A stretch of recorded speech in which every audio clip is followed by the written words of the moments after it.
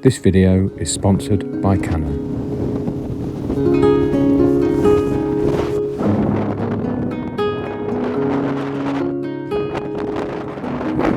Hi guys, welcome back to the channel and welcome back to Spurn Point, a very, very windy Spurn Point. Whoa a minute. Oh, the intro was absolutely terrible. That wind was going straight into the microphone. Even though I've got the dead cat on, the wind was howling straight down the beach, straight into my face, and you basically cannot hear a word I was saying on the intro. So thought I'd do a bit of an intro back at home. But yeah, headed back down to Spurn Point again, this time to photograph the fantastic old pier that's down there. It's quite a fair way out. Even though I was down at Spurn Point last spring, the tide beat me to it when I was photographing them fantastic groins. So yeah, heading back down to Spurn Point, and like the thumbnail suggests, capture a few images, all being well, head back home, get the Pro-300 out, the Canon Pro-300 out. Absolutely fantastic printer, I absolutely adore it, and along with the Canon professional print and layout software, it has given me so much confidence to print a lot more of my work now, because I know exactly what I see on that screen is what's going to come off the printer first time, every time. The Pro print and layout software, it allows you to embed the ICC profile for the particular paper that you're using, links it up to the printer, you tell the printer what paper you're using, and the two combined through that software.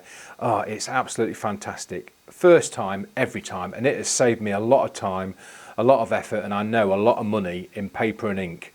No more test prints needed or anything, and I did prove that last year at spring when I photographed those fantastic bluebells down in Hemel Hempstead, and yeah, basically got back home, set it up, linked the printer and the laptop up through the ProPrint layout software, and first time off the printer it was absolutely spot on. So yeah, and it's like I just said, it's given me so much confidence to print my work, and I print so much work now, and really enjoying the printing, and it's really given me a love for printing again.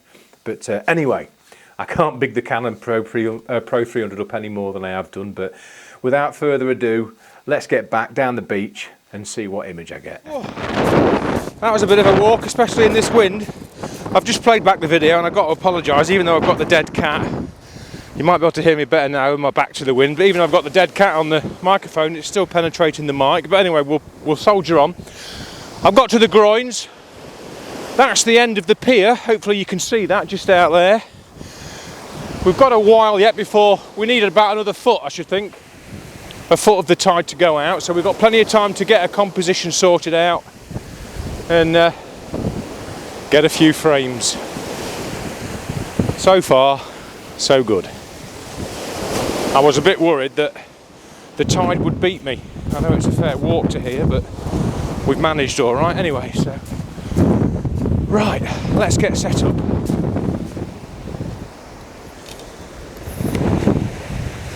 Well, this sun keeps going in and out, and really I want it quite flat really, so that I don't get any shadows.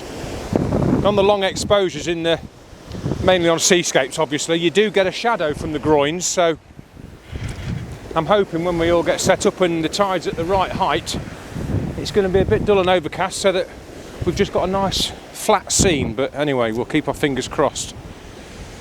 Whew.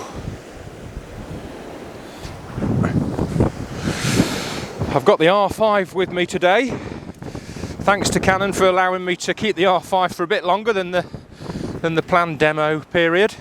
Just been so busy, haven't had time to film this vlog. But anyway, we've got the R5, so hopefully we should get on all right. So I'm just popping on my 10-stop filter, just to slow everything down to allow me to get that long exposure. Tide's going out nicely now. That sun is a pain though, as you can see, it's in and out, but that's the 10-stop on. I'm going to put the hood back on just to stop any spray really. So yeah, we're about there now. Just a case of waiting for this tide to go out a bit, but it's looking nice.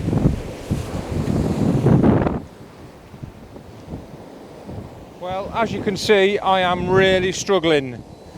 The wind has picked up a huge amount, and I am getting so much camera shake.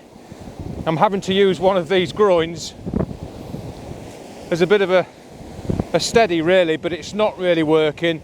Obviously, because I've had to come lower, I've now got the horizon cutting through my composition, which is not good. I've been up at the top, I was stood with my coat trying to shade the camera shake, but it wasn't working, so I've come down here, but I think we're going to have to give up.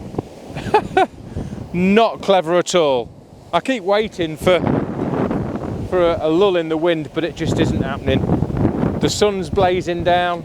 I think this could be one of those videos where we don't get much, but I shall persevere a bit longer. But this wind has definitely picked up a lot more than the weather forecast suggested it would. But anyway, we'll carry on. Right, well, as you can see, I've moved down the beach to try and escape as much of the wind as I can. It's not ideal because obviously I've got the horizon slicing straight through the middle of the composition now. As you can see, I'm still having to, I don't know why I'm still stood like this.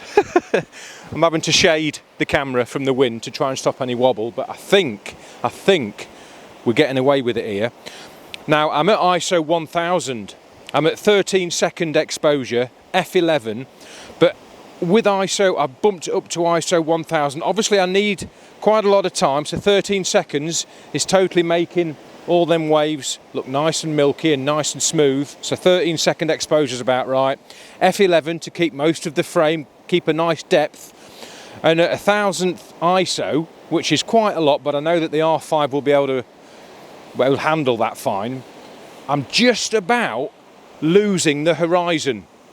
So I think, fingers crossed, let's just have a look at that one. It's nice and sharp. I'm focusing on the front left-hand pillar. The pillar with the V in it, if you like, if you can see that. And it looks nice and frothy, nice and milky, nice and smooth, and I can just make out the horizon. So in a bit of post-process, should be able to get rid of that, and it should just be all the pillars. As you can see, I've come to the left-hand side just to try and spread out the composition a bit, because I want to try and keep as many of those pillars separated as I can. And now that the tide's nice and low, there's all the short, pointy pillars that are showing out in the frame as well. So I opted to come round to the left-hand side of the pier, if you like, just to try and get a nice, wide composition and as many pillars as I can.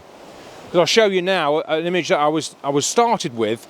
You could only see about 5 pillars. Now I was looking directly down the pier, if you like. So yeah, I think by coming round to the left-hand side of it, I've made the frame, I made the composition wider. I've got a lot more aspects, and a lot more of the pillars in the shot. And yeah, I'm quite happy with this composition, I think.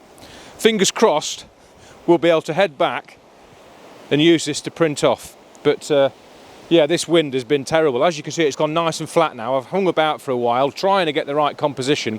The sun's gone behind the clouds now. It's clouded over nicely, so we've got a nice flat image. And yeah, all being well, I'll join you back at home and we'll get printing. Right, we're back in the warmth. I've warmed up a bit. Crikey, it didn't half get windy down at Spurn Point. Bit unlucky really. It definitely wasn't forecast to be that windy, but anyway, we got away with it, and I'm pleased to say I've got 2 or 3 images that were good enough, sharp enough to print off with. I've chosen one here. Let's crack on with the print. As I've mentioned in past videos, I'm totally in love with the Canon Pro-300 A3 Plus printer. I've been doing loads of printing on it and I cannot fault it. And it's given me so much confidence to start printing my own work. Not only that, but like I've mentioned as well, the Canon Professional print and layout software is second to none. What I see on the screen is exactly what comes out on that paper. And it must have saved me, not tens, it must have saved me over £100, I should think. Not only in time, but mainly in paper and ink, and I don't have to. I know that in a minute, I haven't printed this off yet. I know that when I print this off, it's going to be exactly how I want it in that software on the screen. It's obviously got the embedded profile on it, the Canon ICC profile for the papers. Oh, incidentally, papers. I'm going to go for the same paper again the Canon photo paper Pro Platinum. It's a fantastic heavy gloss paper, 300 grams paper, A3. I'm not going for the A3 Plus because I want to keep it the same size as my first print that I did a few months back now from Spurn Point, that I'm sure most of you have seen. And unintentionally, I'm beginning to build a bit of a setup from a nice collection now of images from down at Spurn Point, which I am printing off. So yeah, keeping the paper the same, Pro Platinum. I've already told the printer what paper and what size it is, the Pro Platinum, the A3, so that printer knows what it is. But without further ado, I'll take you through the software and I'll take you through how I'm going to set my print up. Let's delve into the laptop. Right, so as you can see here, this is a raw image straight off the camera. First thing I've done is cropped it to the same size as the paper. So we've cropped it to 420 by 297, and then what I have done in this, I have just tweaked it in Photoshop. I've just given it a little bit of clarity and a little bit of the blacks. I've just moved the black slider a bit just to bring those clouds out a bit and just bring out the blacks in the pillars a bit, and I'll show you that now. So as you can see there, look, just by sliding the clarity a bit and a bit of contrast and the black slider, it's brought a lot out, but it's also brought all this swirliness out, which I really like. I really love this. And as I said when I was down at the beach, I wasn't overly happy with the angle, with the horizon cutting through the centre of the composition, but again, it actually matches the first print. And so as I said, I was building that setup from down at Spurn Point. It matches it again. What I wanted to do, obviously, as I explained on the beach, I wanted to shoot from a high angle so that the whole of the backdrop was just the sea, so that there was no sky. But we had to settle for this to get out of the wind, and I actually think it's worked out quite nice because we've got a nice bit of movement in the clouds, and it doesn't overly affect. It's not what you would call that pure fine art example, but it's the next best thing, and I say it does match my first image from there, so I'm quite happy with this actually. And it gives you a nice depth as well if you can keep the sea in, because obviously some people wouldn't call this a fine art because all you can see is the pillars on a total blank white canvas, whereas I think this is just as good because it gives you a bit of depth and it gives you a sense of what I was actually looking at. So if no one had watched the video, they'd still be able to sort of imagine themselves stood on the seafront looking out to sea. But anyway, so that's the edit done. I've just brought the blacks out a bit in the cloud. So that's that. I'm happy with that now. It's about balanced, I think, because obviously this is the prominent pillar. Your eye really does go to this pillar, but I think it's balanced out quite nicely. If I was going to be really picky, I would just like to have separated these two pillars a bit, just have a bit of a gap there. But then I was losing these nice little pillars here, and this was obviously moving. I did move further around, like I showed you in the video, but then this pillar covered up one of these pillars, and there was no more pillars here, so I had a bit of a gap. So I sacrificed them pillars not quite being separated, but I think it's quite a nice balanced image now. So anyway, let's crack on. So we're going to drag this onto a canvas, because I want a nice white border around this print, and then I'm going to show you how I put, like in the last print, how I put a nice black stroke around it. So first off, I'm just going to hit Command T and reduce that right down, and then drag it back onto this white border. Oh, it's a little bit too small. This is just a little bit of guesswork, but let's take it to about there, something like that. Now I'm just going to check in view that I've got snap ticked. I have, so that's ticked. So it should snap into central place. There we are. It snapped straight into place. I'm quite happy with that border. I'm just going to take it a little bit bigger. I don't want that border to be quite as big as that. Something like that. Let's snap it into place again. There we are. That's better. That border's better. I say I'm going to put a black overlay card over this anyway. So let's hit enter. So that's that done. Back into layer, and then go into stroke. Now I should have this set up. Yeah, I have. So it's inside. The stroke is going to be inside. Let's just double check how I check for the black. So we'll drag that right to the corner. We've got all the zeros, which is pure black. We've got 5 pixels, which I think is just right there, and it's inside the image. So that's great. And I think it just brings out the blacks a little bit within the image on black and whites, on monochrome. Oh, incidentally, I don't think I mentioned when I was down at the beach, I was shooting in monochrome. But anyway, so let's flatten that and make that one complete print, one complete canvas. So that's that now, and that is it. It's time now. As I said in the previous videos, I've already been on the Canon website. I've downloaded the professional print and layout software. It's embedded itself into my Photoshop, and we're ready to go. So we're going to go into Automate, and then there it is. Look, Canon Professional Print and Layout. It's already there. There we go. Super dupe. Right then. So as you can see, it's not the correct size because the last print I did, look, is A3 plus. So let's change that paper to A3 297 by 420, and there we go. I don't need to do any dragging.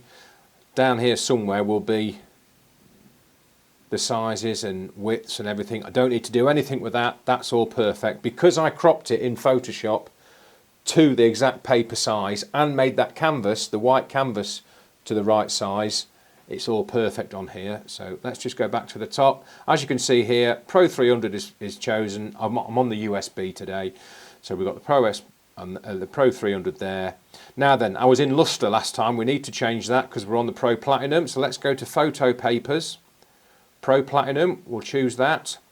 We've already done the size. We're in top feed, highest quality. Let's carry on scrolling down. So the ICC profile, we want that on there. And then if we just scroll down, that's on auto at the minute. We've got to go and find our Pro Platinum. So there's the Canon Pro-300 Photo Paper Pro Platinum. So that's the profile, and that is now going to tell, it's going to link up to the printer and tell it that it's basically, it's going to match up what I've told it to the paper that I've already told the printer that it's going to be using, and I know that it's going to be spot on now.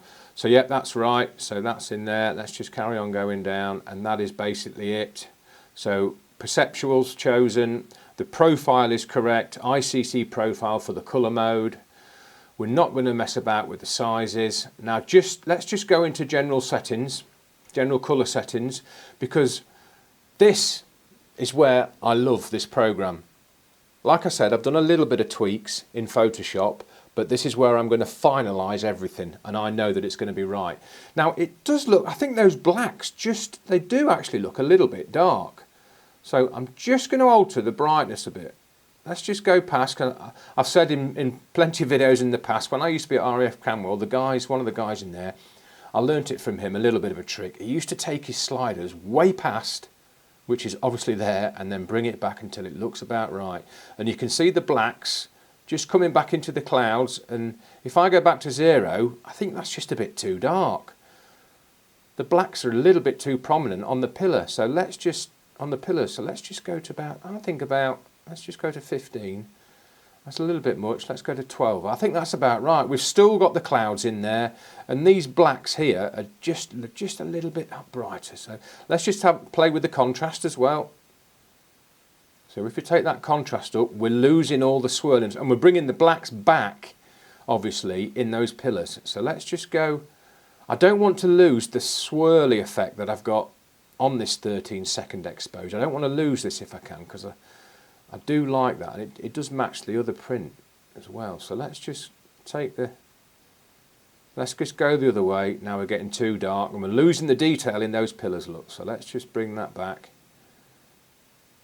I think about there. I think about -5, something like that. Let's just go back to 0. Bit too black. I'm going to settle on 3, I think. I'm just looking at this area here and this area here, which is just about right. Obviously no colour. We shot it in monochrome, and that is about it. So let's just double check everything. So we're custom setting. We're in the printer. We've got the print, single image, Pro Platinum, A3 size, top feed, highest quality. Let's just check everything else is right.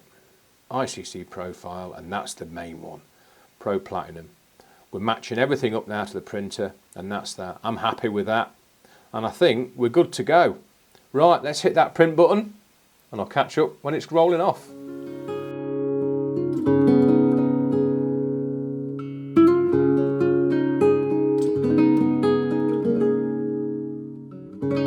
Right, here go. It's looking absolutely spot on. God, you can't beat printing off your own work, you know. I've said it in the past. This is the end of the photography process. And I say I'm in love with this printer. It's absolutely fantastic. And to see your work, not only on a screen, you have to get your hard drive out, but I'm going to appreciate this when it's on the wall framed. Just like with my other images. Here we are. Woohoo! Look at that. Absolutely spot on. Look at that. You can see, you can see the studio lights there. But look how glossy that is. Look at that. It's reflecting my light quite well. But look at that. Absolutely bang on. Absolutely brilliant. And the detail, crikey. Even though it's a smooth finish, it's a totally different finish to my woodland images that I've printed in the past, where I used that real nice, all right then printer, where I use that nice, the textured papers that brings out the bark and that. Obviously this is a nice, flat, glossy finish, but you can still see the detail in the pillars. And yeah, well chuffed with that. That is going to go on the wall next to the other print, and absolutely superb. And like I said, I'm going to put an overlay card on this. I'll get this one framed and I'll show you in another video. But yeah, absolutely superb. Listen to that. Oh, brilliant. Absolutely fantastic. I do love printing. And this has given, like I said earlier, it's given me so much confidence to print my own work. What you see on that screen is exactly what comes out there. And absolutely fantastic. Well, thanks ever so much for watching, guys. I'll put all the relevant information for the Canon printer and how to download the profile and everything. I'll put all the links in the description below, and do leave any comments and let me know if, I know quite a few of you guys have actually purchased a Pro-300. Let me know how you're getting on with it, and yeah, absolutely fantastic. Still doing its thing, look, but brilliant. Job's a good one. Thanks ever so much for watching, guys. Take care. Catch up soon. Look at that.